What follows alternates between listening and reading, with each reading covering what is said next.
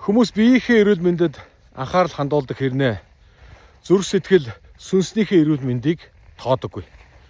Атаархал, хорсол, үзэн ядалт гэдэг бол хүний бие сэтгэл сүнсийг хөнөөх аимшигтай өвчлөлийн нэг юм а.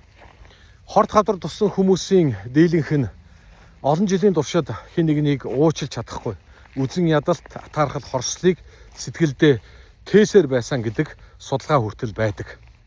Хэн нэгнийг атаархан хорсож үзэн ядах үедээ түүнлүү дайрч тэр битгий ил гэр бүл найз нөхөд эргэн тойрных нь хүмүүс рүү дайрч тэдний гутаан гүтгэн доромжилж байгаа бол тэр хүн өөрийгөө хорлож гинэ л гэсэн үг. Өөрийнхөө бие сэтгэл сүнсийг аимшигтайгаар өвдсөн гэдгийг тэр хүн ухаарах хэрэгтэй. Юуны түрүүнд зүрхээ хамгаал гэсэн мэрэгэн үгийг бүгдээрээ санацгаая. Хэрв таны зүрх өвдсөн бол тэндээс бусдыг өвтгөх эрүүл бус зүйл ундран гардаг. Харин таны зүрх эрүүл байгаа бол тэндээс бусдыг өрөөх, бусдыг аж аргалтай болгох тэр сайн сайхан зүйл гардаг гэсэн үг. Тэгэхээр бүгдээрээ зүрхээ, сүнсээ хамгаалж эрүүл байлгацгаая.